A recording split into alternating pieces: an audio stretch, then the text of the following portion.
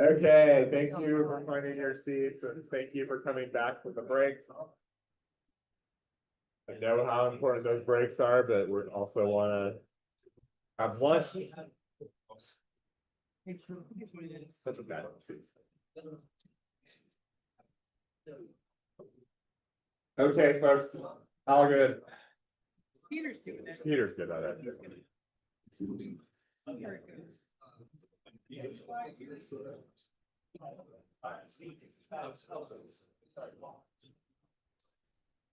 Okay, we're gonna be respectful of people's time that are in the room and we're gonna get started.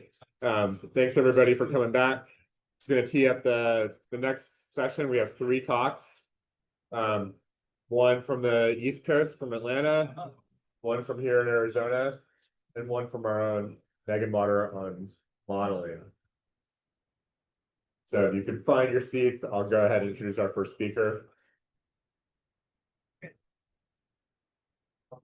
Okay, our first speaker for this session is Katherine Zitsch from the great state of Georgia. Katherine has experience. Okay, that's how you get people back from a break. Thank you. Katherine has experience in both the public sector and the private sector around water in Atlanta, and she's had a lot of experience around planning and the challenges with that. And with that, I'm gonna yield the floor to you. Thank you, Katherine, for being here. I'm going to kill about 60 seconds while people wander in by saying, I'm from Georgia. Atlanta competes with Phoenix. Can you hear me? Like aside from the room, or do I have to hold the microphone to my face? That's better. Okay, now I can wander though. I can go over here. Atlanta competes with Phoenix. I think we're like something between the 6th and 8th largest MSA in the country, and Phoenix is something 9th or 10th. And I think, how the heck how does Phoenix even compete with Atlanta? Like, we're amazing and we have rain. And then I spent 2 days here and I'm like, you don't have traffic. How is it you can be 5+ million people and not have traffic? To which you have traffic, I just haven't found it. Because I'm staying in Phoenix and coming to, I say Tempe, but I gather it's Tempe. And there's no traffic. But what in Atlanta we call traffic jams success jams. So just so you know, it's all about economic development.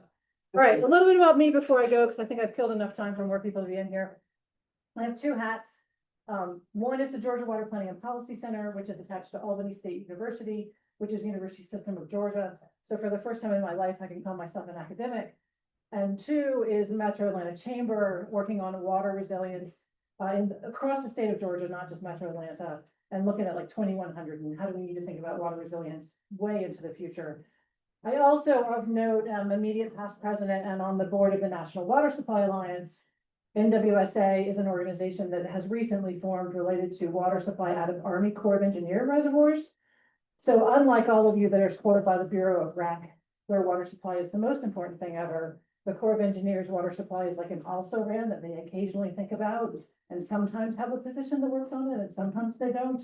And our whole goal with that organization is elevate water supply at core reservoirs. But I say that because there's also a national perspective that comes in and not just Georgia and Eastern states. Okay.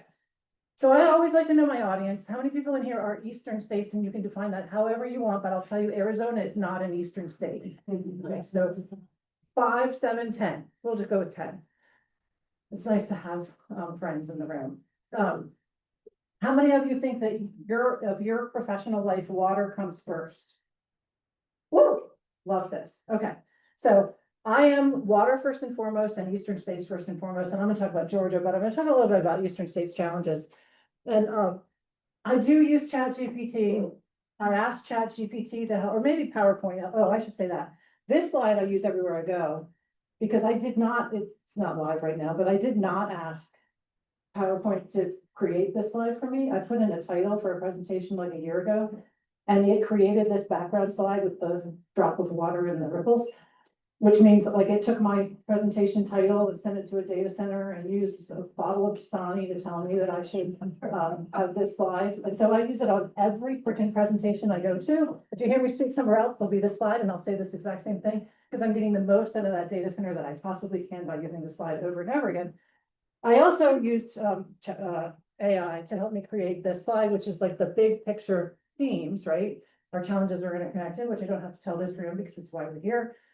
Water supply is a team sport. Now I'm going to point out, ChatGPT put a single swimmer on that logo. It's water polo. It's water polo. I think of it as a relay, and we're just seeing a freestyle person. But broadly speaking, for my water friends in the room, we are not good at water. Like as a nation, especially water supply, we are very good at treating water and getting it to your tap. But we're not particularly good at the looking upwards and figuring out what resilience looks like through the future.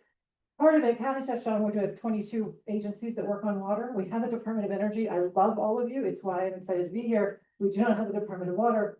I don't think we want a Department of Water, to be honest. But nonetheless, it creates this weird space in which we're not very good at water supply.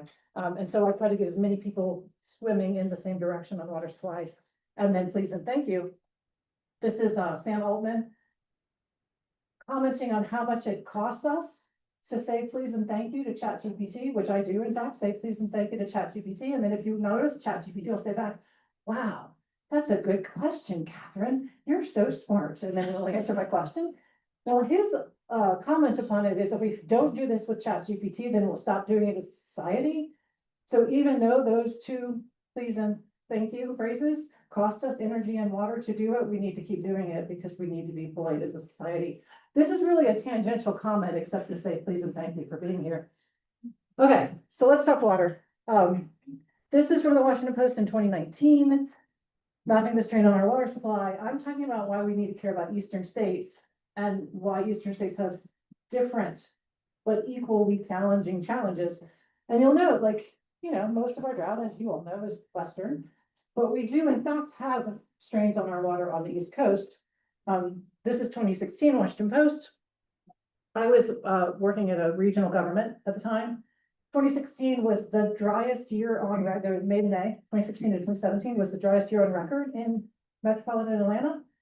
It was followed by the second wettest year on record. And if we always had that, we would not have a water supply problem if it was always dry, wet, dry, wet, dry, wet. Unfortunately, when we get dry, dry, dry, we have challenges.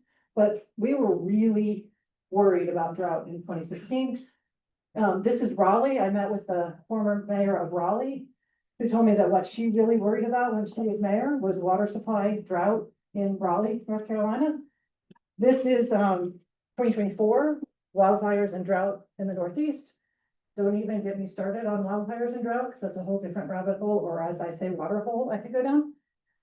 This one is WashCog, so Washington Council of Governments. It's actually the Interstate Council on the Potomac River Basin did this work.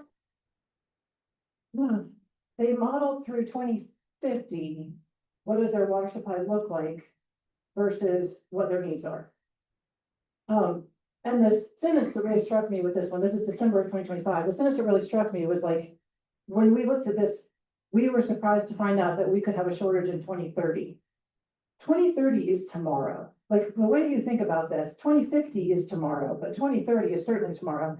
And then it cuts off, not because I cut it off, because their actual report cuts it off. But if you look at the red, it says red denotes system failure. Like, holy moly, DC has a challenge and they're working on water supply. But it's not just Atlanta or Raleigh or New York City or the Northeast. I mean, we're everywhere. And so we need to be starting to think about Eastern states. The challenge with Eastern states is we're just starting to think about it. Like, I'm envious. I know you folks in Arizona and California and Texas will think I'm crazy, but I'm envious to some degree about Arizona and California and Texas because you've been at this for so long and you have a crisis that is continual. And I can tell you, you might think that sucks, but I have a crisis 2 out of 10 years. And it's hard to get people working on a crisis when it rains the next day, or like in 2016, 17, when it rained in 18, people just forget about it, right? And so we have a crisis that is looming, but we're very bad at working on that crisis, which is why I love this space, because it's creating connections between energy and water, where the smart people can work on the crisis and start creating some momentum that we otherwise wouldn't have as a water utility to water utility. All right. Metro Atlanta is the 8th largest MSA in the US. We've bounced between 8th and 6th. We are always on top of Phoenix, just saying, but I do love it here. This is the Wall Street Journal, and I pointed out for 2 reasons. One, they talk about, this is like post-COVID, all the Northeast kids decided they wanted to go. It's really Bama Rush for anybody that follows Bama Rush. I'm not gonna make any Alabama jokes because this is being recorded. But they picked Georgia Tech as their football school. Go Jackets, right? This is humorous because if you're gonna pick a football school in the South and I have two jackets, I don't know that it's Georgia Tech, but I love that it's Georgia Tech. I will also point out for everybody in this room, Georgia Tech is doing some amazing research on energy, water, heat, and data centers. We had a conversation about heat before, and trying to commercialize it. So one of the great things about Georgia Tech is the whole commercialization aspect of not just the research, but getting it forward. The thing about this, and I say it, is because people are moving to the Southeast, because their kids are moving to the Southeast. We have an amazing employment base because of Georgia Tech football, mind you. And that then creates jobs that then brings business, and it's just a cycle, right? So we are booming in Metro Atlanta, in Georgia as a whole, and in the Southeast. And the Wall Street Journal says go Jackets. So I'm guessing nobody went through 5th grade history in Georgia. Oh, look, we have two people. Two people in this room. I didn't go through, I grew up in Virginia.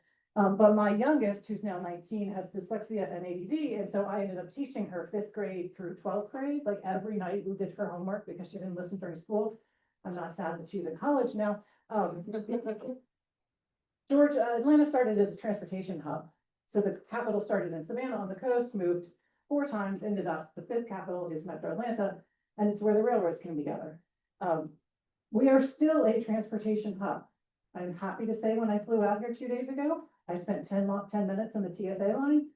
It can be 4 to 5 hours at TSA in Atlanta right now, but nonetheless, our airport is the busiest in the world. And between that and the Port of Savannah, we are very much a transportation state. It's all about transportation. It's all about transit and logistics. This is what our reservoirs, our water supply looks like in Metro Atlanta naturally. It's very small streams, but we have engineers. And so we do things like build reservoirs. We are a very surface water oriented state, especially Metro Atlanta. We have some groundwater in Southwest Georgia for agriculture, but we are very surface water oriented, which also means we are very tied to rainfall, right? If it's not raining, our reservoirs aren't full and then we have challenges. This is Stone Mountain for anybody who's been to Metro Atlanta. You can hike up Stone Mountain. Not going to comment on other things at Stone Mountain. But that granite at Stone Mountain is also underneath us, right? Great for building high rises, not so great for finding groundwater. So we're very 98% of our water supply is surface water. We get 50 inches of rainfall on average, to which you say from the West. How can you stand up here and complain when you get 50 inches of rainfall a year on average? Well, the downside is we don't always get 50 inches. So this is 30 inches. When you're built as a surface water state without an alternate supply, and you get 30 inches of rainfall, or especially 3 years of low rainfall, you end up having real challenges. And so what we have now going on is this like cycle of flood and drought and flood and drought and flood and drought. And if you look especially to the very right, what's going on now is we'll have like massive floods by Georgia standard, massive floods, and then this drought, and then floods, and then droughts. But in 2006, 7, 8, if you look at that graph, like somewhere in the middle, I'd walk over there, but I'm afraid I'm going to trip somewhere between here and there. We had 3 years with low rainfall, not so long ago. And our Lake Lanier was like really low, and we had a water supply challenge, and the governor announced that we were 30 days from running out of water supply. We weren't 30 days, but there's no way to get the public to act without having a crisis, right? So that we had a prayer on the Capitol steps, and we were very nervous in 6, 7, 8. In 2009, a tropical storm sat on top of Metro Atlanta, rained, flooded.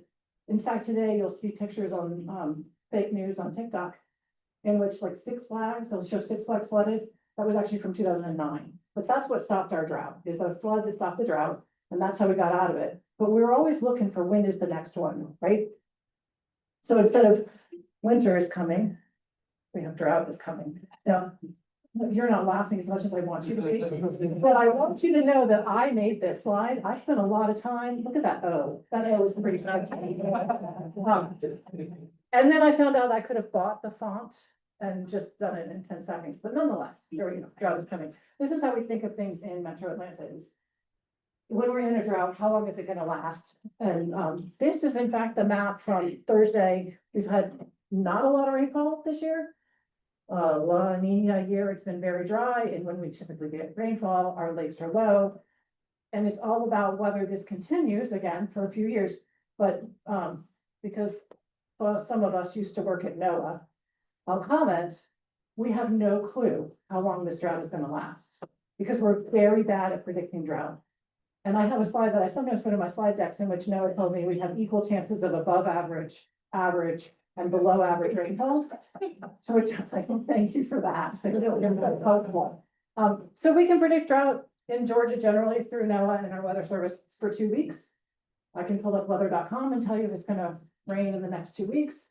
I worry about 2-year drought, 3-year drought, 4-year drought, and we have no idea whether that's gonna happen. So we have these water supply challenges that can be very real, but we have no idea when they're coming. This is, by the way, what 2007 looked like. And to point out in both of these that we're varied. Like it can be raining in some places and not in others. And if I pull it out to the southeast, that's also true. And that really makes a difference as we think about the energy water nexus. Okay, so the thing you need to know about Metro Atlanta is we reuse water, especially when we talk about technologies, we reuse water through indirect potable reuse. Everything that we do in Metro Atlanta in modern life, like we grew up in the 80s and 90s and we did whatever made sense from an engineering perspective. Now we're doing everything we can to return water to the basin. All right, and so the eastern side of Atlanta, on like east of this Chattahoochee River Basin, goes to the Atlantic Ocean. The western side, including the Chattahoochee River, goes to the Gulf of America. Everything we're doing is trying to return water back to the Chattahoochee River. So Gwinnett County up at like right by the lake, you see that it's a Gwinnett intake and a Beaufort intake. They've spent $1 billion to treat wastewater to a high level to return it back to the lake so that we can use it again and again, whereas it used to go to the Atlantic. So it was lost to us from a reuse perspective. That $1 billion comes with pumping costs too, though, because we have the energy associated with, they decided they were going to pump wastewater to a treatment plant. Please don't ever let any utility in your region decide to do that. They should treat the water and pump clean water up to go. But nonetheless, we weren't just smart in 2000. So we took wastewater to a treatment plant, treated to a high level, returned to the lake. But that's our entire system, right? So Gwinnett is returning it to the lake, DeKalb is returning it to the river, Cobb is returning it to the river, so that we can use it again and again and again. And then it continues to flow downstream. I am a function of living through water wars with my downstream neighbors of Alabama and Florida. And part of what we're doing with this investment is getting the water back into the system to use it again and again. But that changes the conversation in Georgia because reuse and reuse technologies aren't necessarily where we need to be spending our time and our energy, right? We need to be thinking about other solutions or lowering the footprint of pumping, or like it's just a different space than somewhere out, some other places. And I point this out because we're just a different setup than many places. But we're very aware that energy and water are very connected and have been for quite a while. I'm going to talk a bit about data centers. Loudoun County, Virginia is the epicenter, I think you probably all know, which is interesting when you look at that WashCog ICBRB graph of red. Texas has a lot of data centers coming. Metro Atlanta is somewhere between number 2 and number 3. There are times that we're in any given year, we can be number 1 on the number of data centers planned. And I like to say, when we talk about Metro Atlanta, we have fiber, we have a very good energy system. Georgia Power Southern Company is ridiculously great at what they do. So we have power. We just built a nuclear power plant with 2 new units, right? We're the first in America, and you all know how many years. So data centers are coming to Metro Atlanta. But we don't have a big water supply, as I've said. We've done a lot of conservation and efficiency work. We've driven down our water withdrawals. We've done all the good things, but data centers are coming and we don't have a big water supply. And 2 or 3 years ago, I was in a panic over data centers, right? Because you put a few of them together and you can end up creating a challenge. Any individual utility has plenty of water, but as a region, you start changing the footprint. And so we started talking about data centers. Like we've had Google data centers since 2000 or something. But this is new. And something that I think is like, when you have a McDonald's, you know how Wendy's builds across the street, and then Hardee's is next to Wendy's, and then some chain that I don't even know about, In-N-Out Burger is across from. Some of that is here, like Google has been in Metro Atlanta for so long that everybody decided we must know something. So we have all of these data centers coming in. This is actually a year ago, this data of completed, proposed, and existing data centers. All within the Chattahoochee River Basin, all small water use. Well, what we've really worked on is changing, and I'm not going to get into like technical details because I think you all are smarter than I am, but getting the data centers coming to Metro Atlanta to move from evaporative cooling, where the water goes out of the chiller or whatever into the air. And then people will say to me, because I don't usually talk to engineers, well, doesn't it rain back to you? Well, sure, it rains back to the ocean or to South Carolina as the storm moves through, but it's not raining back. Like it doesn't, our water cycle isn't such that it's raining on top. That's right. So we're losing that water. Metro Water Planning District had a toilet rebate program that changed out water wasting toilets for efficient ones, and gave people a rebate on their water bill. We changed out enough toilets that we save around 2.6 million gallons a day in water. Our total withdrawals in Metro Atlanta are about 600 million gallons a day. The whole region withdraws 600 million. We return about 67% of that. We had one data center coming into Fayette County, Georgia. So 600 MGD, that was 9 MGD. One data center, 9 MGD. That data center was going to consume 6 million gallons a day, right? So they were going to consume 2/3, where typically we're returning 2/3. So we were just looking at changing our footprint almost instantaneously across Metro Atlanta. But we've moved, the vast majority of data centers coming into Metro Atlanta are now closed loop data centers. I can talk about all sorts of other technologies, but we push them to closed loop. And we have found in Metro Atlanta, all you have to do is ask. When you ask a data center to go to closed loop cooling, for the most part, they say yes. Like they're willing to do the work. They're willing to build a different system. It costs them more money. It costs them more power. Closed loop data centers, in fact, drive up energy usage something between 20 and 30%. So there's a trade-off here, which is how we get into this energy water connection and how we think about energy and water. And then that in turn creates an energy need that Georgia Power has to create somewhere, and they're going to need water for cooling. So we've started to think about this systemically, but it starts with data centers and a data center conversation. I'll tell you, closed loop cooling in Metro Atlanta, I think it's background noise. Like it's not a thing that we worry about. Evaporative cooling was a very big challenge that we've tackled through educating elected officials. So a very intentional effort on educating water utilities and elected officials.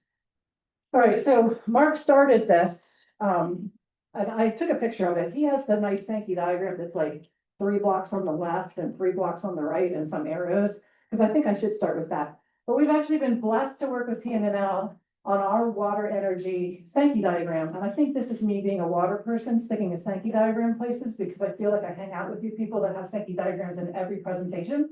And this is me keeping up, but also it's telling the story of how our energy and water is connected for Metro Atlanta specifically.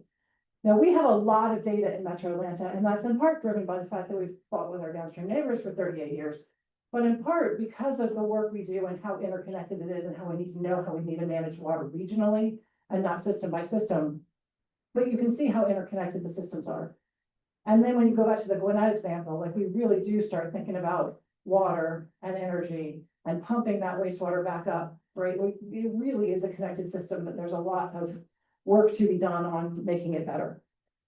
Kelsey Simrod, who's not here today, has also in her free time, so she did this on a Saturday for me, worked on the water stripes. So it's showing the top is Georgia, the bottom is Fulton County, which is sort of where the city of Atlanta is. The Palmer Drought Severity Index from 1895 to today being March of 2026. And you can see this floods and droughts and floods and droughts. We have a lot of wet years. But this is our challenge in the East. And I'm telling you, I'm giving you a Metro Atlanta example, but it's not Metro Atlanta specific. It's Atlanta, it's Raleigh, it's DC. You know, like we all have this issue where we're finding these droughts that are challenging our water supply. And we need new water 2 out of 10 years. And how do you think about solving a problem that is risk driven, but 2 out of 10 years? And this is why I say Arizona and California and Texas to some degree have it easier because it's all the time. We have to convince people to solve a problem that is occasional And so what we start thinking about is how do you solve problems where energy benefits, and so you're multi-purpose your solution, right? Like you're building something in which there are energy benefits or water benefits, or, you know, how they all play together. I'll also point out that, like, when you look at it, there are droughts that were worse for the state of Georgia than for Fulton County. And she's pulling one for me now that's Georgia, Alabama. Because there's also this concept of shifting, right? When we don't have statewide drought, you can start thinking about how do you shift your solutions so that places that are more plentiful in any given drought, maybe you're just creating power there and not in places where you're drought driven, right? But we have to be doing this intentionally today. I think we've gotten away with it for a very long time. And water utilities have had a very good run of not having crises. But oh my goodness, Corpus Christi, Texas, if you Google it, you'll be like, oh my goodness, Corpus Christi, Texas. Like, we had this thing, the City of Atlanta watershed director, did I say this? Came from Houston. Did I say this? Nope. I've been having conversations all day, so sometimes I forget. And he said, we as water utilities need to stop saying we're okay. Because we do, we have elected officials that set our rates. It is not a power company, it is not a public service commission, it is an elected official. And that elected official doesn't want to raise water rates because then they'll get unelected. And so water utilities try to do with less money, which is great until it's not great. And water utilities and national water utilities are supposed to replace our pipes every 50 years. Metro Atlanta is going on one every 1,000. Like, we have a crisis that we are not talking about, which gets me to why I'm excited to be here, because I think we need to think differently.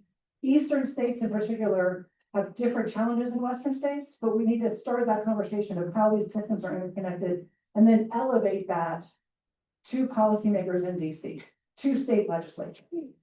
Texas just passed a $20 billion tax for water, right? It's not a new tax, they're using existing tax dollars. The voters passed it 70-something%, right? We're not gonna come close to that in the East where it rains all the time, but we need to start this conversation. That's why I'm happy to be here. I'll remind you what drought looks like. And because this is the theme of the day, in Georgia, it's not just agriculture is our #1 business, #1 industry in Georgia. So we don't think about it as just energy water, but we are doing energy water ag. And in fact, Kelsey, I believe, is working, PNL is working on a Sankey diagram that's ag specific, right? So we're starting to think about how that system is connected, because we do have to think about connected systems. Two more thoughts and I'm done. One, I love working in Georgia because we work together. We do in fact sue each other, it is a thing. But for the most part, we get in a room and we figure things out. And that's what gives me hope that we'll do this on energy and water. Top left is Southern Company, Rebecca's in the room. Carbon capture facility, and our water people from Georgia went toward the carbon capture facility, but then also had a conversation about energy and water. Bottom right is farmers and an endangered mussel, learning about endangered mussels. It's a regional water planning council in Southwest Georgia. Top right is Apalachicola Chattahoochee Front stakeholders. We've been fighting with our downstream states for 30 to 40 years. This is a group of people that got together to try to solve it outside of the courtroom. And I think this work led to Georgia and Alabama settling on the Chattahoochee River, because we started with how can we all work together and not trying to get a lawsuit answer. So this is what gives me hope. This is why I like working in Georgia. We have challenges. They're solvable. They just need intentional work and money being the maybe the harder piece of that. But we can actually have those conversations and push it forward. And this is my last slide, because I have this theme going everywhere I go, which is easy in this room, but everywhere I go, I tell people and water. I went to a BlackRock Infrastructure Day 2 or 3 weeks ago in DC. It was amazing. Infrastructure Day. I recognize I'm being recorded. I could have played a drinking game. The number of times water infrastructure was mentioned during Infrastructure Day and been stone cold sober at the end of the day. We are not good at water. We have to do better, and we have to do better by everybody in every room talking about water. And so my theme is and water. When you hear something says that's going to use a lot of energy and water, right? We need to invest in our infrastructure system, which is roads and water, right? So next time you're at dinner and you're like at a party and you have a bottle of wine and your neighbor says, we need to think about transportation infrastructure, which I'm sure comes up at every dinner party you all are at. You are all going to say, and water. All right, I'll take any questions.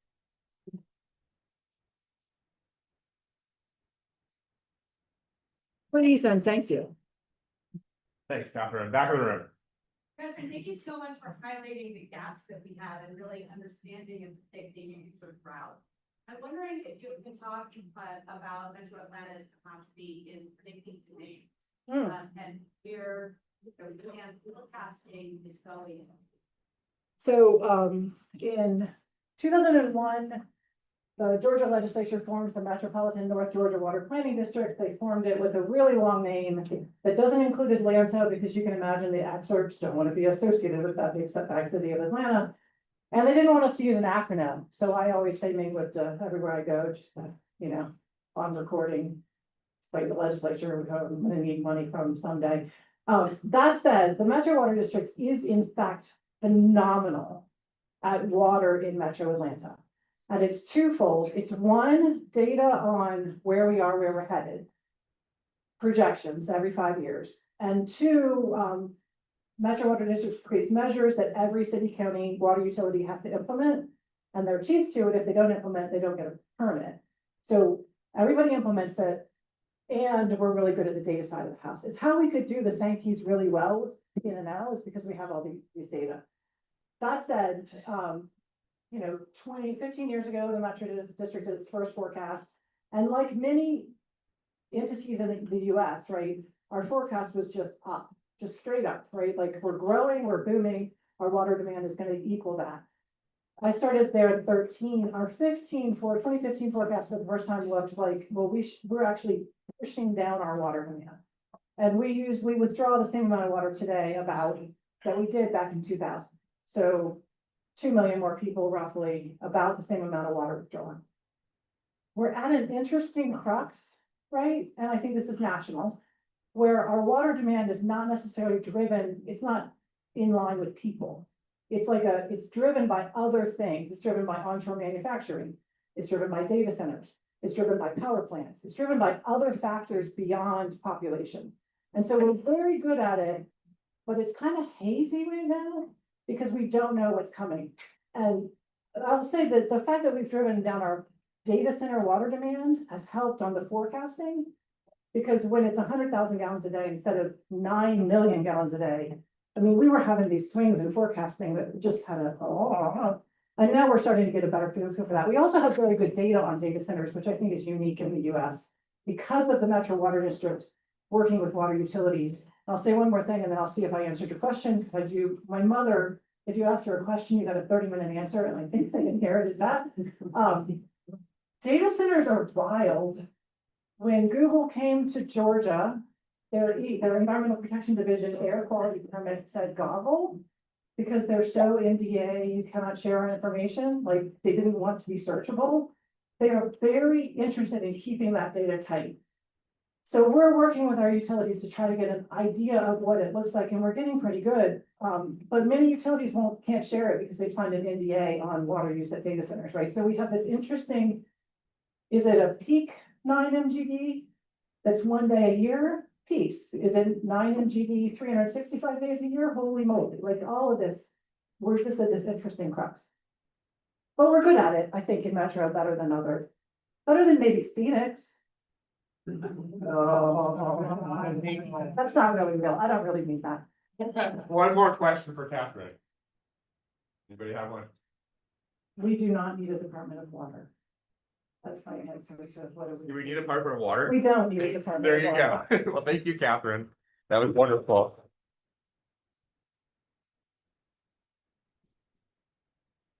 Our next speaker, we are going to go west, and we are going to go to Arizona and Phoenix. Ben Alteneder is the assistant director for external affairs at I didn't write it down. The Arizona Water Infrastructure Finance Authority. That's why I brought this up here. Ben is a native Arizonan. He's worked across several state agencies. He's been in water, I think he told me, for 5 years, 8 years? 6 years. 6 years. So welcome, Ben.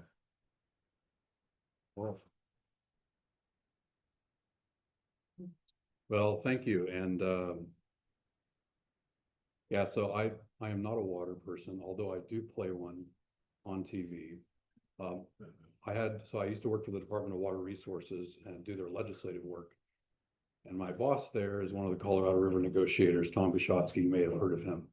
And he told me when I started, he's like, you're not going to know what's going on in water, even like at the 100,000 foot level, until you've been here 2 years. It's pretty accurate. So I feel like I'm down to the 80,000 foot level now, getting there. Again, Ben Alteneder, I'm Assistant Director of External Affairs here at WIFA. That's the Water Infrastructure Finance Authority. Welcome everyone to the Valley of the Sun. We heated up for you today, plus 16 degrees. So I want to share a little bit about what we're up to and a little bit about what the Water Infrastructure Finance Authority is and some new innovative things we're working on. So about 30 years ago, WIFA was created to be the administrator for the EPA state revolving funds. Many of your states, of course, have those. They may be in different agencies. These are federally funded low-cost loan programs for helping fund clean and drinking water projects. But in 2022, Arizona restructured WIFA and charged it through a new 18-member board of directors. So you think your board's big, 18-member board of directors, with the additional task of administrating 3 additional state funding programs. So first is our Water Supply Development Revolving Fund. Think of it as a rural fund. We're helping folks in rural areas get water infrastructure financing and grants. And then a conservation grant fund. These were largely pass-through dollars from the federal government and through a lot of the funding through the last 5 years. Put $211 million on the ground. Ironically, 211 projects around the state on conservation. And then lastly, the long-term water augmentation fund, which I'm going to get into here shortly. But I think at first, since we have a pretty wide audience, I think it's important to touch a little bit on Arizona's water story. So Arizona has been very successful in improving water efficiency and conservation around the state. Despite a population increase of almost 6 million people since 1957, we are using largely the same amount of water as we did then. So there's been a lot of changes in Arizona's economy, largely moving from rural to urban. And that's played a big role, of course, in conservation and efficiencies. But also there's been really concerted efforts in Arizona anchored by such policy as the Arizona Groundwater Management Act of 1980 and great technological and infrastructure achievements, such as the Central Arizona Project, which is a large aqueduct that moves water off the Colorado River to Central Arizona, and other infrastructure that captures surface water. And you'll see in 1980 where we start really heading down as far as our consumptive water use. So here's our portfolio of water across Arizona. These numbers are from 2020, so they've changed a little bit, but unfortunately, we'll probably see some more changes with respect to the number at the top left. As many of you know, there's a little something going on with the Colorado River right now. So Arizona groundwater levels are in jeopardy, research shows. Colorado River plan could wipe Arizona from the map. Overuse of Colorado River threatens $3.8 trillion economy, numerous jobs. So these headlines are very stark, especially in comparison to some of the things I just went over in the previous 2 slides. For the last 46 years, Arizona has been really the case study in good water management. And its groundwater management was a first in the nation, the model of ensuring that development comes and they have to have a 100-year sustainable water supply in order to build. We've done a lot of things right, but what the headlines are telling us is Arizona can't continue to have it all. We can't continue to have unlimited growth potential, unparalleled consumer protection, and cheap water. And when I go around the country and I talk to some of our colleagues in some of the Midwest and the East and ask them what water bills are compared to Arizona, our water is very cheap here, and that is changing. So there's not enough water to keep all 3 of those things true at the same time. That doesn't mean that there aren't solutions. And that is what we want to talk about today and how those solutions have been added to WIFA's mandate. So again, let me try to set the stage for you a little bit. So the year was 2022 and drought conditions were really dire.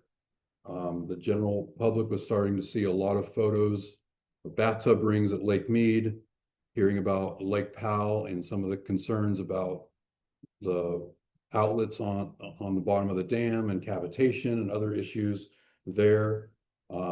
Arizona had just gone through the drought contingency plan on the Colorado River, but that was kind of a distant thing, and folks were starting to lose interest in that. And so all these things were coming together. And fortunately for us, at the same time of a literal drought, Arizona was actually having a financial time of plenty. And so the state was trying to determine how best to use that significant budget surplus. And some of the legislature's most influential leaders in natural resource policy came together, and they wanted to use this surplus to look forward another 40, 50 years and talk about Arizona's water security and use that as seed money to get the ball rolling on water augmentation. And so what followed was one of the rarest political outcomes, even for Arizona, in that you had a fast, collaborative, and successful piece of legislation that culminated in a bill that added a significant amount of duties to the Water Infrastructure Finance Authority. The bill brought together lots of urban and rural interests, agriculture, housing, water managers, water users, passed with overwhelming bipartisan support. In fact, out of our 90-member legislature, there was only 2 members that voted in opposition to the legislation. So by July of 2022, Arizona had made a big move when it comes to our water security moving forward.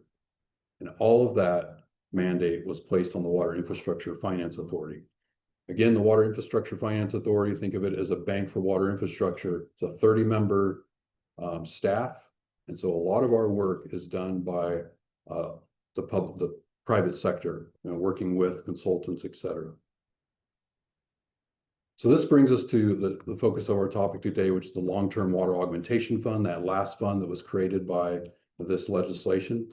And through our administration of that fund, WIFA, we're charged with engaging the public sector and the private sector and facilitating a partnership for water importation.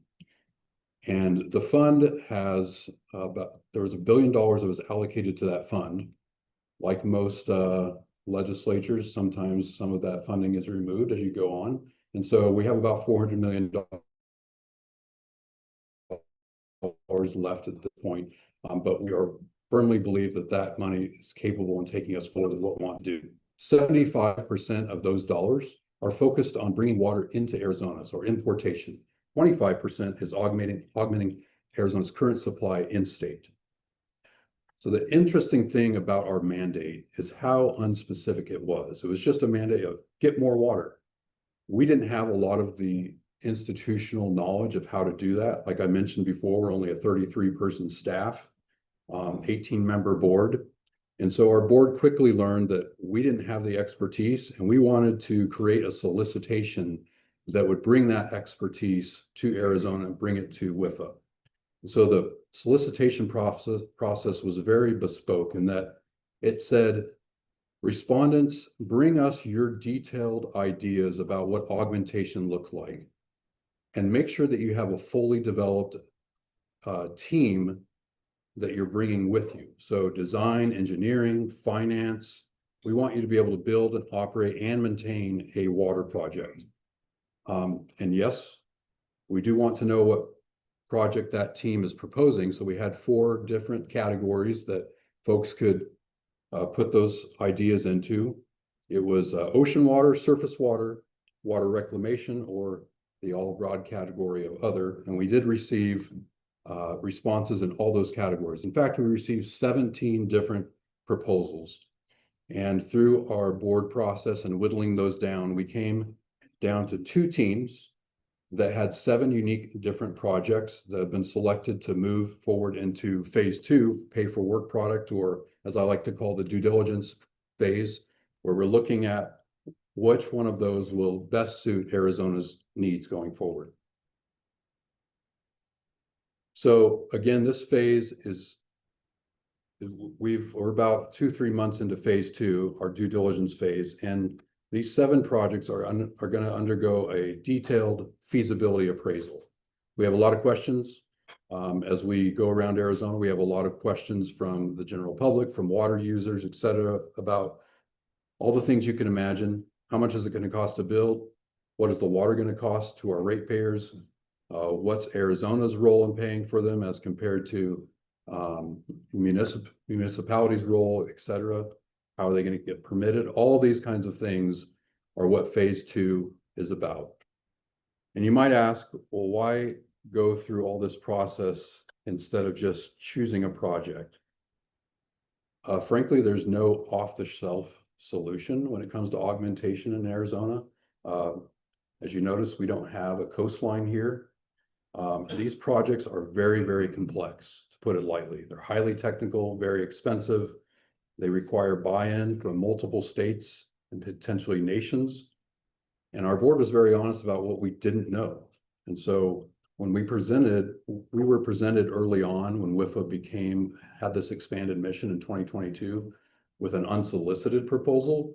And we were like, well, what do we do with this? And so because of that early engagement by unsolicited proposal, it really focused us in on setting up the solicitation process, which is key to bringing these 7 projects today that I'm going to go through. So I've been talking about the supply side. Briefly, let me touch on the demand side. So this slide shows our parallel process. On the left, you have the project development side, and on the right is the demand development. That first item there on the right side is needs assessment. So we talked to a lot of the Central Arizona water users, mostly about what kind of water they were looking for in the next 30, 40, 50 years. And we had the caveat that this is going to be expensive water. How much do you need? And we got a range of options based on some of the questions we asked, but we arrived at between 100,000 and 500,000 acre feet a year, which went into our solicitation process. And those proposals that came to us were supposed to check the box on bringing that volume of water to Arizona. So I'm going to touch on these 7 projects. I know I won't have time to go into really deep detail on all of them, but there is a QR code up there and I'll have it again at the end. So I'd have you, if you look at that, you can take a deep dive into some of these projects. You'll see similar ideas, some unique ideas. Some you've probably heard of before.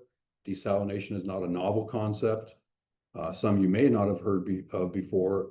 And I think it's really proof that our solicitation process did exactly what it was needed to do in bringing tangible, realistic projects to Arizona that our board can look through, we can do the due diligence on, and arrive at some decisions on behalf of Arizonans. So I mentioned 2 development teams. Acciona Fingate Water Augmentation Alliance. Acciona, many of you probably know, is pretty big in the desalination space, coming from Spain. And then EPCOR is well known in Arizona as a water provider. They are a Canadian company. So moving through these in no particular order, the 7 projects. So Gulf of California Desalination and Binational Conveyance. This was a project by Acciona Fingate Water Augmentation Alliance, or AFWA. So these are geographic locations that are approximate. So don't think that it's going to be in this exact location. That's some of what our due diligence process is going to suss out. But this proposed project would develop a desalination plant in Mexico and build infrastructure to move water across the United States-Mexico border. And water produced by this facility would be delivered through the Colorado River water delivery facilities. And it would be an exchange of Mexico's apportionment of the Colorado River. Project number 2 is irrigation modernization, something that Arizona is very familiar with, and a lot of our friends in the lower basin as well. This was a project by AFWA also. And this concept provides funding upgrades and irrigation modernization to reduce water loss across farm units, both in Mexico, California, and in the upper basin state of Utah. And again, this would be an exchange for any kind of water savings would be for a piece of their apportionment of the Colorado River. And you'll see the proposed water supply from this is highly rangeable. from 16,000 acre feet a year up to 460,000 acre feet. And this would come online sooner than a lot of the other proposals that you'll see here, between 2028 with a build out of up to 2037. Pacific Coast Desalination Plant, another Acciona-Fengate water augmentation concept. This is a Pacific Coast desalination plant, and the concept proposes creating new water supply for Arizona through existing or planned desalination in California and in Baja, California. And that water supplied by the proposed desalination plant would be exchanged again for a portion of California and Mexico's apportionment of the Colorado River. This could also be brought to Arizona through that exchange mechanism or by direct conveyance via pipeline. The fourth project is reclamation and reuse. This is again a project by Acciona-Fengate.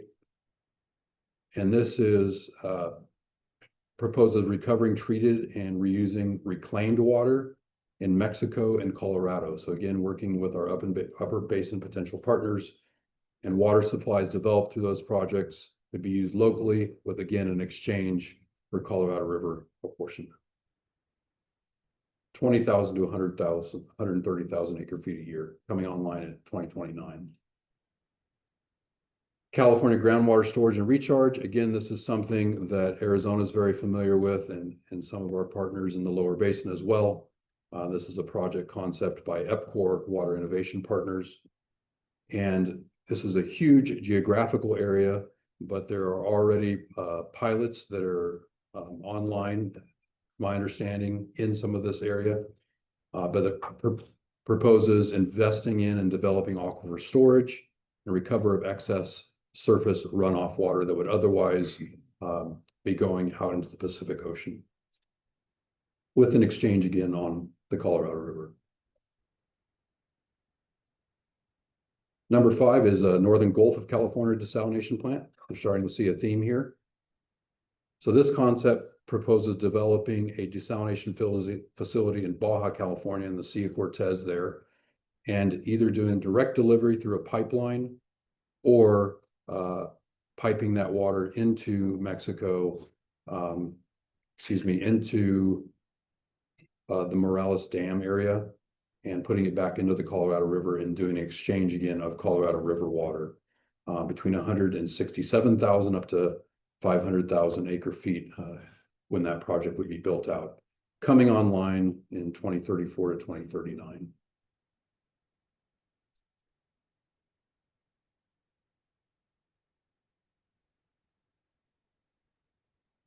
And then the last one is South Bay Potable Water Reuse. This is a project by EPCOR. This concept would use existing infrastructure to treat wastewater that's currently being collected and treated right, if you're familiar with the Tijuana, San Diego area, right along the border there. It's being treated in California for reuse in Mexico. That flows out into the Gulf or into the Pacific Ocean. This proposed project would include a development of a potable reuse facility to treat that water. 14,000 to 95,000 acre feet a year, coming online in 2031 to 2043. So I hope that gives you an overview of where we are at. Again, we just entered phase 2, which is our due diligence phase. This is where we're asking many of the hard questions, some of which I'm sure you have today about these potential projects and whether they're worthy, not just for Arizona, but whether they have to be a win-win for whoever we're working with as well. And we understand that, and we're looking forward to engaging with potential regional partners. Be happy to answer any questions.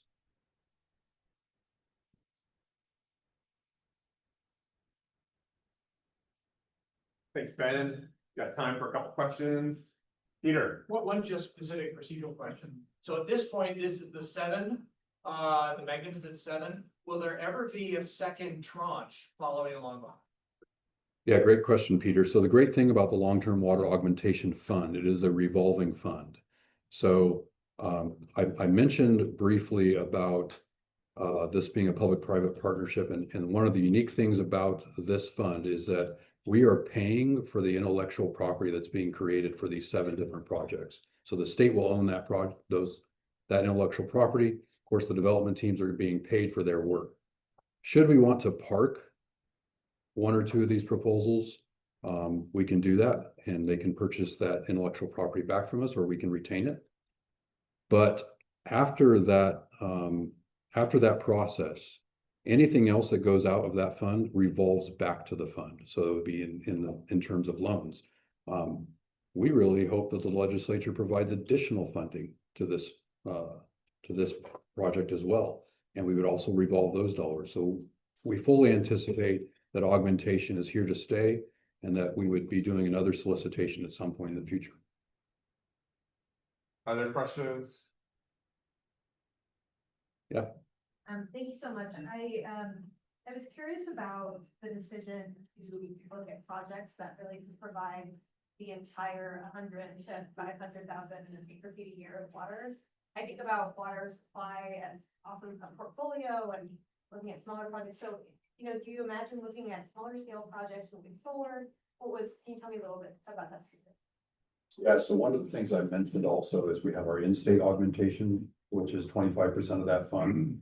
And a lot of those projects are considered what folks like to use as bridge projects. So a lot of these projects that I went through are going to come on maybe 2030 onward. What do we do in the here and now? And I think that's what a lot of those in-state augmentation projects are for, is for smaller in-state opportunities that may be overlooked or that need some infrastructure or financing to get moving. Last question, please. I was kind of surprised to see that the possibility of conveyance systems on the desal plants. What do you think the likelihood of an exchange and a conveyance system? Right, so I think it's pretty easy to say that conveyance is going to be much more difficult than an exchange on the river. An exchange on the river has its own considerations, right? There's a lot of partners, a lot of folks that would need to be involved and arrive at some of the conclusions on what a framework looks like for exchange.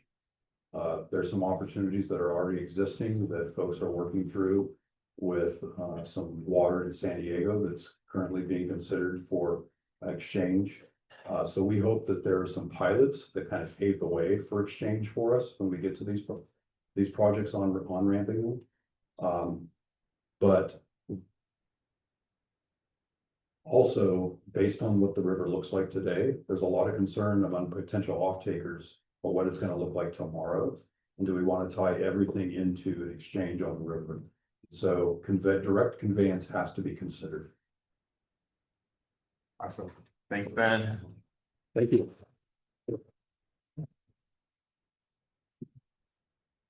Our last speaker this morning, you've already met, I've already introduced, is Dr. Meagan Mauter.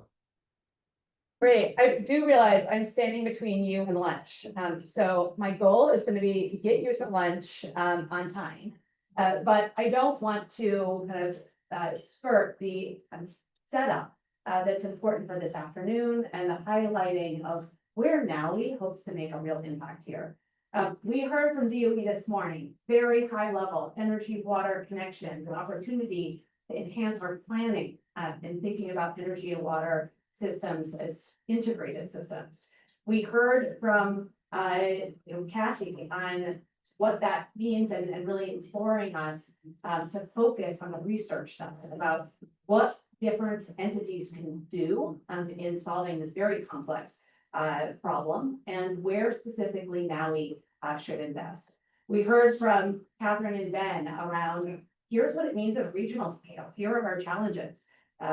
Here's how we're doing it in Metro Atlanta. Here's how we're thinking about a combination of technology, siting, and markets in Arizona. And so we've kind of started really big, and I want to get down really specifically to how do we intersect this with new technology development? And what are the tools that NAWI is bringing to bear on both questions around what new technology should we be developing, what's it going to cost, where do we put it, right? That is what this afternoon is really about. We have materials and focused and memory focused session really around detailed technology development. Where should we put our R&D dollars there? There's a session on treatment trains. what treatment trains should we be focusing on? How do we think about more efficiently designing pilots and deploying pilots? And then we have the regional water systems workshop in the afternoon as well. So really excited to tee you up for those 3 workshops. But there's one tool that NAWI has already developed that's been really important to our R&D activities thus far. And I think is very relevant to all 3 of those sets of questions.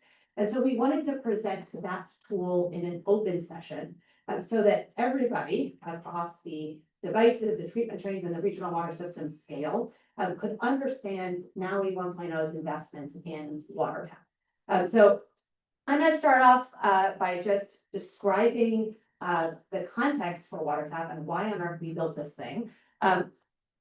NAWI originally conceived of its R&D portfolio as really being cyclical. We may start with enabling science that informs what tool and technologies we develop, but it has to make its way to implementation research. And from actually deploying things in the field, we are discovering all sorts of amazing basic science questions again. It's also grounded on this really core connection to baselining. What is practice today, right?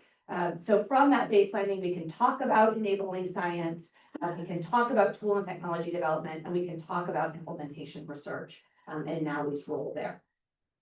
The other thing to point out is that we've done a lot of this in 1.0. 2.0 is focusing a ton of resources on implementation research. And I shared that perspective this morning, but I just want to double down on that today. If we're going to do implementation research, we're really doing it because we believe in learning curves. We believe that if we can develop and deploy a pilot that is a first of a kind demonstration of a technology, we can build pathways into the consulting engineering community, into the utility community. We can facilitate reductions in cost over the long term. So we have to identify high value, first of a kind application and suitable technology for that location. And in doing so, we hope to really reap the benefits of learning by doing and expand the number of places that we can deploy this technology over time. So while we may have started a lot of pilots in the desert Southwest, as those costs decline, they may find much stronger relevance in a place that has intermittent water supply, but doesn't characteristically think of itself as particularly arid, right? Okay, and I'll just say that there's precedent for this in the desalination community. If you look historically, the costs of building a desal plant really do have decreased over time. And there's about a 15% decrease for every doubling of installed seawater RO capacity. So we see this in the water sector, despite increasing construction and design costs. We actually do see this, especially when you can move toward modular technologies, right? Seawater RO is a good example of a modular technology. You build the same thing in a memory module and connect it to a high pressure pump. The equipment looks very similar. Nice. Okay. So this leads us to this question of how do we do this, right? How do we figure out what to pilot? And what should NAWI be focusing on piloting? Do we need new materials, or do we actually just need to focus on reducing the cost of production as a manufacturing challenge? Do we need new devices and process trains, or do we just need to operate our existing systems more effectively? Do we really need to do fit for purpose treatment? Or should we be focusing on just the fastest thing that you can get out there? And in order to answer those questions, we need tools to help us. We also have questions around what's the pilot? I might have a great technology idea. In fact, many of the 1.0 contributors had amazing technology ideas. The problem is that you start to get into pretty complex systems, things like low salt rejection RO for eliminating or reducing the amount of thermal energy usage and brine concentration and moving to membrane-based systems. You start to look at these cascading, pretty complicated PFDs and you say, oh my God, there are thousands of interacting variables. I can't do sensitivity analysis on that in a conventional way. Also, I need to understand how this thing performs, not in one case, but in a huge range of cases in which I might want to deploy brine concentration. And the sector, the water sector in particular, cares a lot about cost, but we have very few tools to help us actually design on cost. So we need help figuring out what to pilot. We also need help articulating where to pilot, right? Real world systems, as we've heard from Katherine, are changing. They are absolutely inherently variable, and that variance is only increasing. They are diurnal, they are seasonal, and they are deeply affected by drought. These non-traditional water sources are part of a much larger water resources portfolio. So while you might think about bringing them online, if it's pouring, you better turn them off, right? And we know that those water supply costs intersect deeply with that power costs. So we need to be able to represent that connection. All of this has, it puts us at risk of being a little frozen, or at very least adrift at sea. There are many, many questions about what to pilot, how to pilot, where to pilot. And so now we decided that we were going to invest a substantial amount of resources in our 1.0 program to developing tools to help us answer these questions. And again, one of those core tools is, and core beliefs, is that virtual pilots, being able to represent these complex systems in a digital world, can help us more effectively, cost effectively, and efficiently design physical pilots that are going to succeed right out of the gate. That's a really important concept. It's also somewhat independent of scale, right? We can think about virtual piloting very, very small in scale, or we can think about piloting at a regional scale and really being able to articulate what's going to happen if we introduce these non-traditional supplies. So you'll hear about a lot of that concept in the afternoon sessions, ways in which virtual pilots support physical pilots have the devices, the treatment train, and the regional water systems scale. But I want to highlight in particular the role that WaterTAP plays in that. So you may have noticed this morning there are several people wearing pins. If you see a pin-off person, talk to them. They are part of an incredible team of people that have worked their asses off over the past 6 years to bring this concept to reality. Their goal was to basically create that virtual piloting tool to help us understand what to pilot and how to pilot it. Again, WaterTAP is NAWI's virtual piloting tool. I want to dig into what it can do. It's open source and it's focused on really process systems engineering and optimization. It is a code base that is publicly released every quarter on GitHub. And it includes a series of documentations and documents and tutorials to help people use it. So if you want to pull out your phones, you're welcome to do that. But I want to get more specifically into how it's used and what it's good for. It's really great at accurately estimating physical, chemical, and economic performance of water treatment systems. So think of it as a digital twin, right? This is how we're going to understand how to pilot or what to build in a pilot.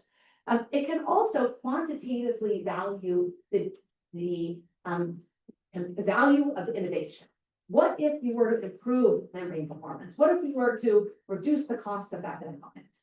WaterTAP helps us value innovation in these systems relative to those baselines that I mentioned were so important. Finally, WaterTAP helps us efficiently optimize the design and operation of these complex treatment trains across diverse water chemistries, and I don't want to stop at chemistries. It's also across diverse energy portfolios, where you might have really big spreads in the cost of power one time of day versus another time of day, right? So really being able to explore this when and where piece. Okay, we have grown a user community around WaterTAP, and so if you want to learn more, again, go talk to the people that are wearing these pins.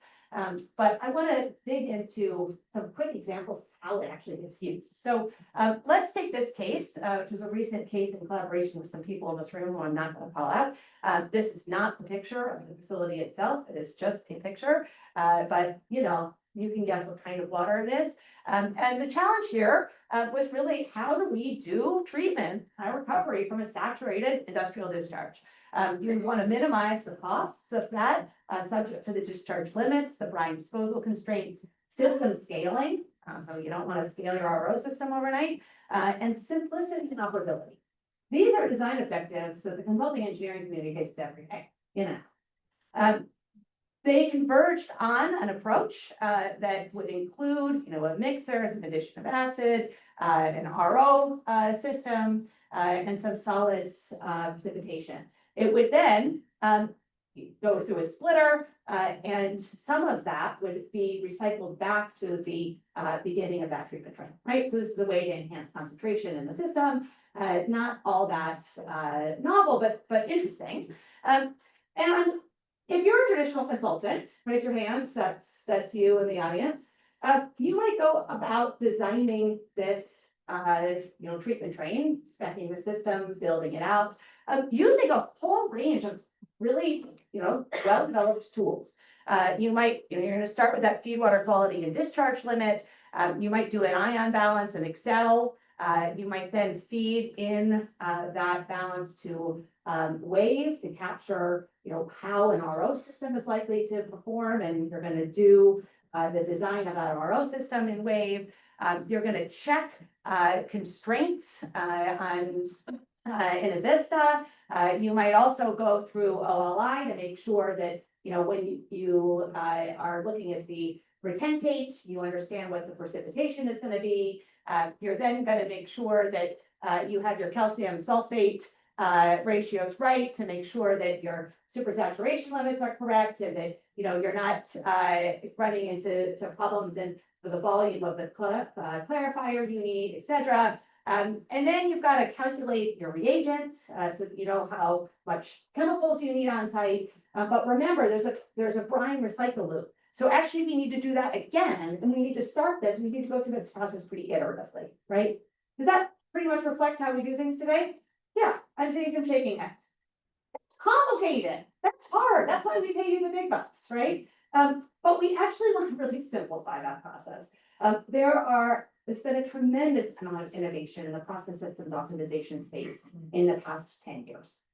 Our ability to solve complex problems of this sort in very, very low cost ways has absolutely changed, largely because of investments in DOE in these kinds of network optimization and process systems optimization challenges. And so what we've done in NAWI is conceive of an alternative approach. WaterTAP is really about taking that limit, understanding a couple of technical performance parameters around RO and these other processes. For instance, what's the water permeability I could expect? What's the salt permeability of that membrane system? Feeding it into WaterTAP. And within WaterTAP, if I used to peel back the layers, this single tool integrates chemistry, process flow sheet, design and optimization, and it can, in real time, with a physical system attached to it, also really account for things like component degradation. So it can be calibrated to the existing system. And the output is an optimal plant design, as well as a series of operational plans. So we're really excited about the way that these kinds of tools can simplify our workflows. I'm not just telling you it works. There's two of my colleagues in the room. Raise your hands. Who said these things to me, including one of them who said this to me yesterday. These two are amazing pilots. If you don't know them, get to know them. They're phenomenal engineers who have historically used a lot of this workflow I showed you before to make sure that the pilots they build work. But they've also come to appreciate that collaboration with the WaterTAP team has yielded a much faster and lower risk piloting process than they had at their disposal prior to NAWI's investment. So I kind of This also captures their two personalities, if you don't know them. But I'm gonna focus on Manish here, Manish Kumar, who had worked with the WaterTAP team on a pilot in Kenya. And they were working on an existing system. It was an off-grid, solar-driven brackish water desal system in Kenya. You know, they used pretty expensive anti-scalants, and they were only getting about 50% water recovery. So it wasn't a particularly effective system. And they worked with the WaterTAP team to identify ways to replace the anti-scalants with softening and acid, and also optimize how that system was actually being operated. A key piece of this was chemistry integration. So they found a place where you weren't going to get scaling of brucite or calcite from this feed water. And through that, Manish implemented these recommendations. Before you see this huge brine volume flowing out. After implementation, the brine volume reduced by 2/3, and they eliminated the use of expensive anti-scalants. So that's just one very high level example of ways in which pilots in NAWI today are already using WaterTAP.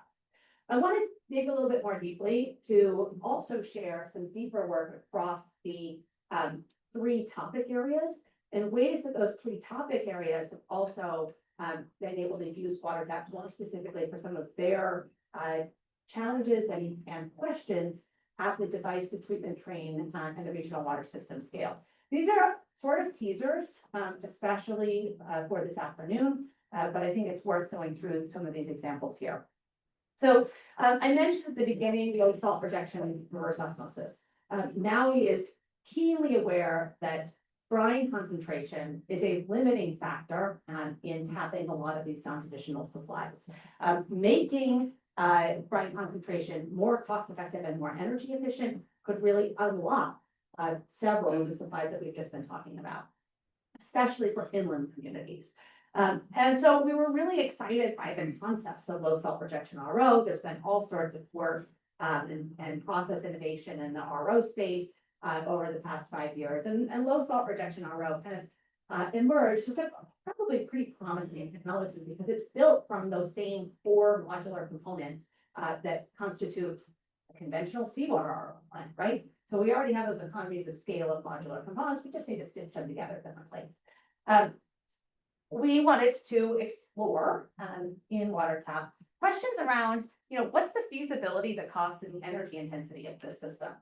I don't want to have to build it and test it and make sure that it's all right. I just want to like give me a high level idea of like how much is this going to cost? What's its energy consumption going to be? And does it actually work, right? How many of these stages do I really need? If I need 18 of them, I'm out, right? So the WaterTAP team kind of embraced that challenge and designed and optimized this LSRO system. They were able to look at the levelized cost of producing water using LSRO as a function of the feed water concentration. So seawater is right about here. We're looking at higher salinity brines, as well as the water recovery, right? How much of that water do you want to recover? And so we can map out the space below sodium chloride crystallization in this case as a function of cost. As you'd expect, your costs are going to increase as your feed concentration increases and a little bit as your water recovery increases. Kind of surprising actually to see though that it wasn't as strongly dependent on water recovery as you might think. You can also look under the hood. How much does this cost is a function of, you know, how many stages you have in that thing, right? So these are the cost optimal number of stages for each of those conditions in that map. And that helps us really understand, you know, how complex is this thing to run, but also how do I build a pilot if I want to validate this particular installation. We might also ask, okay, well, that's great, but I want to know how it compares to the technologies we already have. I know I can build an MVC unit. I know that those MVC units are costly, but they work, right? And so NVC is also represented in WaterTAP, thanks to Carson sitting in the back. We talked to you all about building WaterTAP models of MVC and crystallizers. including all the chemistry details, but she could also spit out a curve that looks like this, that says, okay, here's the cost, right? And that allows us to do comparisons between technologies. So if I were to map that whole space, I'd say, well, in this region, I want to use reverse osmosis. But here, I really should be using LSRO. And up here, it's cheaper to build out a new unit, as energy intensive as it is. Okay. So being able to map the appropriate place for technology deployment is a really important piece of citing new installations in the systems.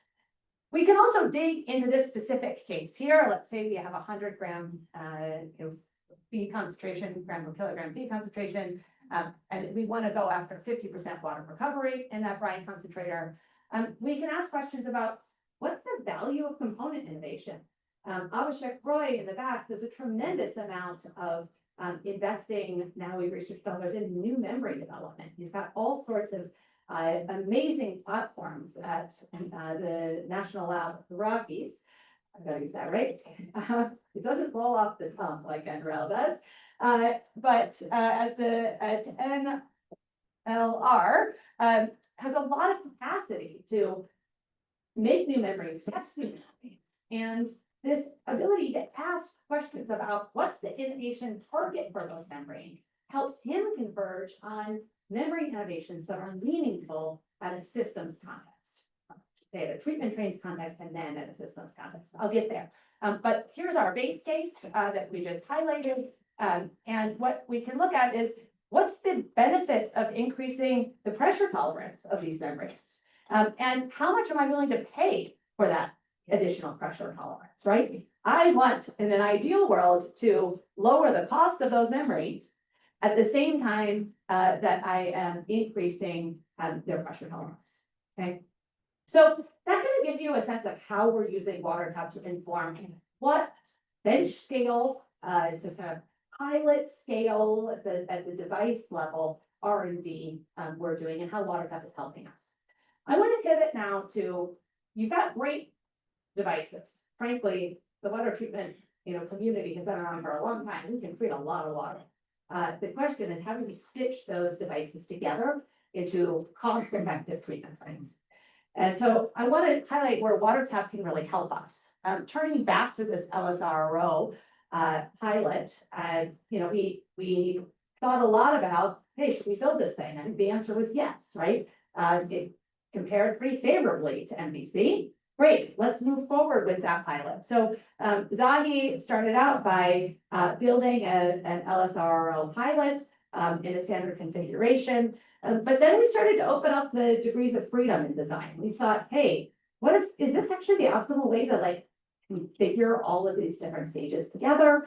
Can we actually think about alternative configurations? Instead of feeding in at that first stage, could we feed in at the second stage at a higher concentration? And how would that end up affecting the costs, especially as a function of which water you're working on, right? So we can look and say, actually, your optimal configuration of stitching all of these unit processes together is a pretty strong function of what kind of water you're trying to treat. Your lowest cost configuration for lower salinity brines is that original configuration. But if you're working at higher salinity brines, you might actually want to consider that other configuration. This is an example within a single unit process, because I didn't want to introduce the whole treatment train right now. But we can extend that to entire treatment trains. Where does the UVAOP belong in this? Where should we do, where should we add in price scalings? Where should we do X, Y, and Z? That's really important for our NAWI research community that wants to build piloting systems that deploy in the field. And we've got big investments going into building trailers and making sure those trailers are successful. We want to spend those dollars really wisely and get it right the first time by making sure that what we are building is going to work.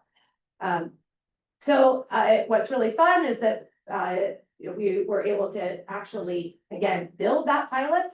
Here's a picture of the LSRO pilot that we built, and look at the costs, projected costs through the model of these different configurations, really articulating how identifying and probing those different design configurations helps us figure out how we want to pilot, and even designing flexibility into our pilots so that Zai can connect it here, or he can connect it here, and we can show that that actually works better in one water versus another water, right? So we can validate those maps I just showed you. Okay, so that's an example of a treatment train, like, let's build this thing, right? But it's also really important to think about how those treatment trains are gonna fit into regional water system portfolios. And in doing that, we need to think about the region and the context in which those pilots are going to be deployed. Some of that's water quality, right? Like, what's the chemistry of your feed water? And I've talked a lot about that quite a bit already. But there's also all sorts of other factors that are gonna go into that. Markets, mineral markets, water markets, water availability, power costs, drought profiles, right? That's a lot of complexity. So we're working on building tools that WaterTAP feeds into and becomes a really important part. I want to give one example before I wrap up, and that's questions around how valorization can help reduce the costs of inland brackish groundwater desalination. Let's just follow that LSRO concept, right? So we want to minimize our brines. Maybe we want to go all the way even to crystallization, but we know that that's a really huge cost driver on those brackish water systems. And so many people have started to ask, can you actually recoup revenue from any of this if we have to go MLD or ZLD already? Is there value in participating in local chemical markets and trying to, you know, this is just one example of an interface with other kinds of markets. It's the and water piece. And in the water community, we need to say, you know, and everything else piece. So I would just tie that back, and I was going to say this earlier, I forgot, but just to say, you know, I think co-benefits are a really big way in which we're going to see systems succeed at the regional scale. And whether that's co-benefits in power markets or it's co-benefits in mineral markets, it's regionally dependent, but we need tools to help us figure out what those co-benefits might be. So this particular project in NAWI was looking at co-benefits related to, turn that off. Can you hear me now? Yeah. Can I just turn it off? Yeah. Yes, you Oh, thank goodness, okay. I was worried for all the people online. This particular project was really focused on, you know, these mineral markets, and in order to do that, we needed to assess, you know, what's the ion composition? It isn't the same everywhere, right? In California, it's way different than it is in Arizona and way different than it is in Florida, right? And that means that you actually need to design very different systems. Itchy trigger finger. It is the battery, actually. So I had batteries up here. Pause, everybody.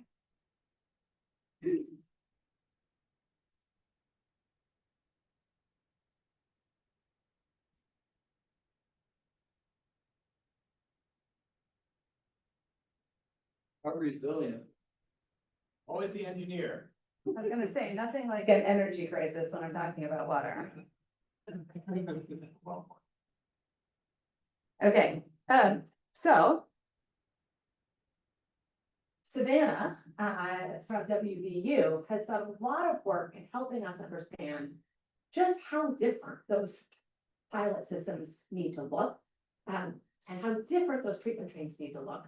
If you're going to optimize valorization pathways, as a function of where you are located. This is really hard to do. If you're a consultant, do you want to screen hundreds of thousands of different options for stitching technologies together? No. You want to say this worked there, the water's about the same, I'm going to build the same system. True? True. Okay, so WaterTAP and Savannah's work on superstructure optimization allows you to evaluate thousands of design combinations all before lunch. So she really has built this tool, and it's then able to say, okay, here in California, you might want to build one thing, an F, right? Here, different part of California, you just want to use chemical precipitation and go right to an RO and dispose of it. There's no valorization opportunity there based on the brine composition. Oh, but I'm here in Arizona. I've got a couple clusters in Arizona, New Mexico, Florida. They're all different, right? So it helps us understand what do we need to pilot, but also where should we pilot this thing, right? Because I want the high value first of a kind installation. Low value first of a kind installation that finds no traction in my region. Because then I don't get learning by doing, right?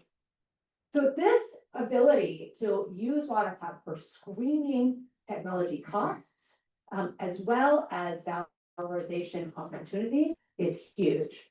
Once I have this information, I can bring it into tools that NAWI has developed around when and where and what you want to build. So you might think about a water supply portfolio of brackish groundwater with RO valorization, DPR, seawater RO. The costs are going to be different everywhere, right? Because your water quality is different, your conveyance costs are going to be different, your optimal system size is a little bit different. But let's get specific about what those costs are, right? Let's use WaterTAP to get specific. And then let's really combine that with data and tools that we've built on answering questions about designing portfolios. So this afternoon, you'll hear from Marta Zaniolo. She's an assistant professor at Duke. She's going to be presenting on her tool called DRIP. And this tool combines information on technology costs with locally specific hydrology and even more importantly, downscaled projections for drought scenarios under different future climate scenarios. Okay, that goes into a after. Oh. Thank you. I didn't hit it. Those must have been dead batteries. I don't know what to say. It's a power crisis and a water crisis. So we are. This goes off again. Let me know. I'll try a different set of batteries. But what this tool does is take into account detailed water supply for a region. Okay, I'm gonna open a new packet. Write down the one. Is there another one? Oh, yeah, let's use the other one.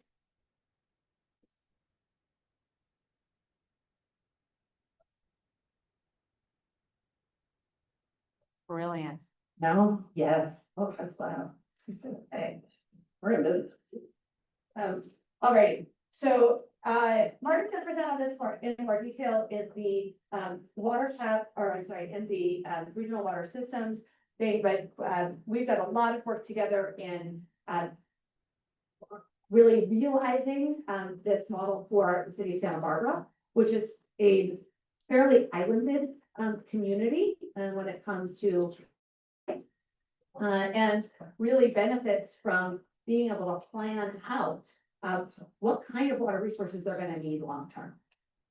We again could look at that and design an optimal portfolio of technologies over different drought scenarios. So long and mild droughts are going to deploy different technologies at different times than short and intense droughts or highly frequent droughts. You'll also know that the amount of capacity you need to build really depends on what you think is happening in future drought scenarios. It's equally sensitive to things like how much storage you have in your system. So that storage could come through managed aquifer recharge, that storage could come through conservation, frankly, and how well we can really, or how fast we can build technology. So the faster you can build technology, the more adaptive your water management approach can become, and you move away from anticipatory building of new supplies to just-in-time building, which actually allows you to deploy a whole lot less capacity than you would do in a static water planning portfolio. I want to just say that WaterTAP is not only used by the NAWI community. We have many other water sector entities that have engaged with WaterTAP and articulated a value proposition. And I want to just say that I'm not going to read through this, but we've done a lot to actually actively engage and build that community over the past year, particularly through the WaterTAP Academy, which is a 10-week training program for helping onboard new users to WaterTAP. So we got over 100 applications, and Adam will tell you that we actually capped out at 100 because the tool we were using to collect those applications wouldn't accept more than 100. So we like to say 100 plus. And from this, we down selected 15 first users of WaterTAP. Those users all provided and proposed kind of projects that they would do, capstone projects. I'm not going to read through those, but they may be things that you relate to. And we talked about ways in which they might want to engage with the water community and WaterTAP community long term. Some of them really want to actually get active support from WaterTAP in piloting. Others want low support analysis. So we're really thinking about how to best engage that community and look forward to running this again. But I just want to give you a couple of quick quotes from this really hard work that Adam and team put into this WaterTAP Academy. It's the most flexible and powerful program out there. I wish WaterTAP was shared and used more widely. It's such a powerful tool. And WaterTAP is very useful for screening and optimizing systems. It's impossible to replicate this in Excel. So that's what we're hearing from our industrial partners that have participated in the WaterTAP Academy. But we're also trying to find additional ways to disseminate WaterTAP to the user community and support piloting efforts across all scales.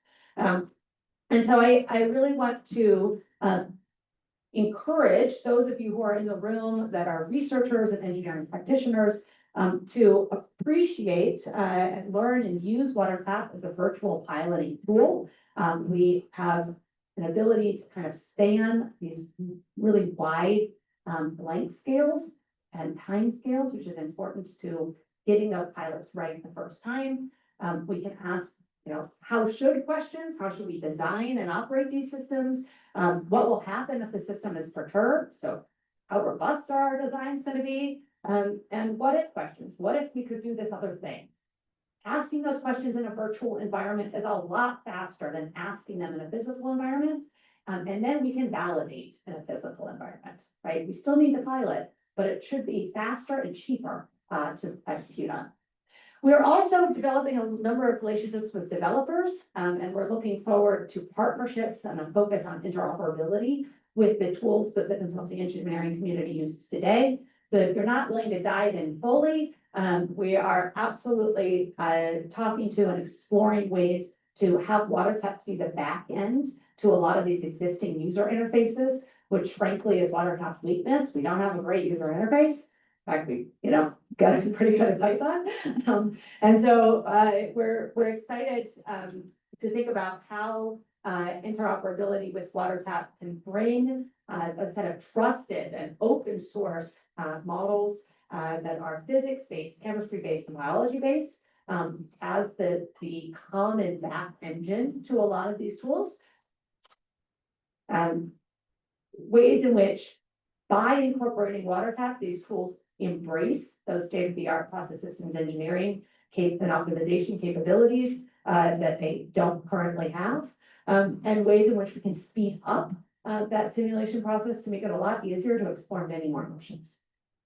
Finally, I just want to say that the WaterTAP team is investing very heavily in how to support this open source ecosystem over a long period. And one of the things that they've done, and that I would encourage you all to think about engaging around, is this concept of building an open source software community and supporting the WaterTAP team through both engagement, but also long-term thinking about ways to really pay for and invest in the maintenance of this incredible toolkit. So we've submitted an application to NSF under the POSE program. And we have some really wonderful sponsors, we're allowed set of sponsors for that application. These are people who wrote letters of support or are on our advisory board. And really excited to be, successfully engaging and so well supported by true leaders in the water planning community. So with that, I want to end with questions and really encourage you to also take those questions into the afternoon sessions.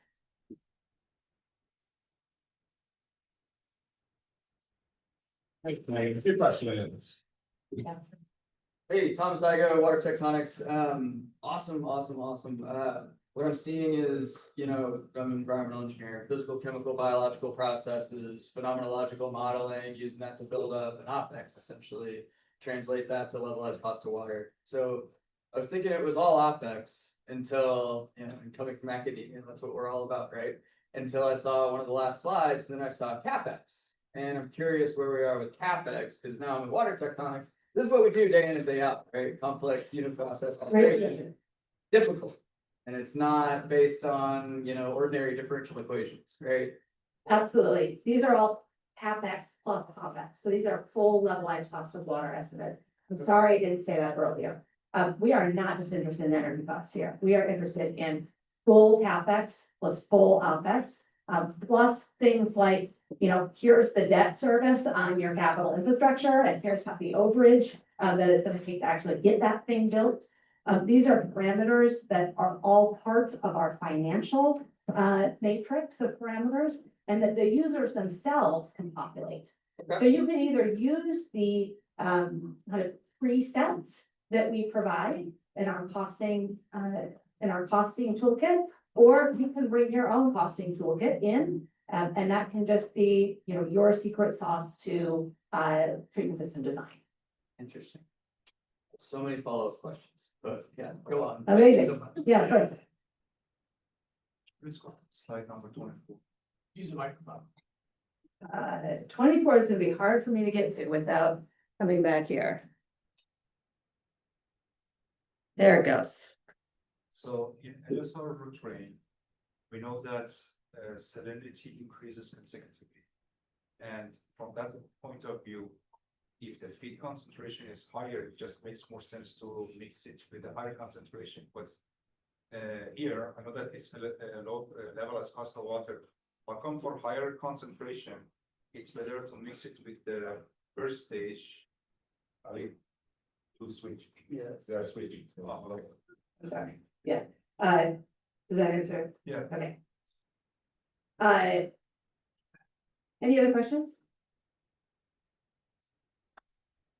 Okay, really looking forward to lunch and productive conversations at lunch around both the plethora of interesting work that we've heard this morning, but also how NAWI can make a really significant dent in these problems, where we should be focusing, and please bring that to the workshops this afternoon. Thank you. I have two announcements, I think. Christine's in the room, giving you us here. Thanks, Megan, that was great. Let's give her a round.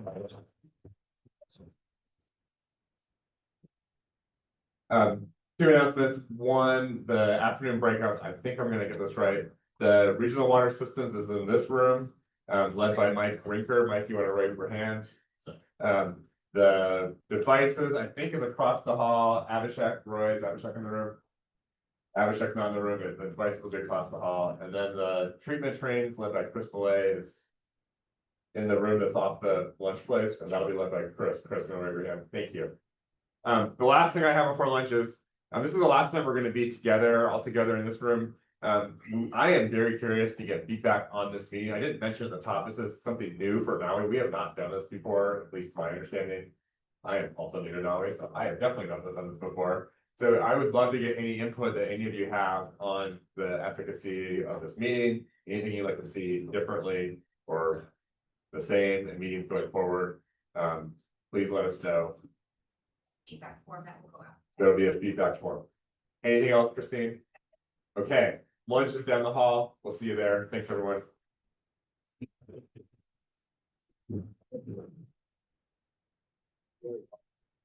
You guys,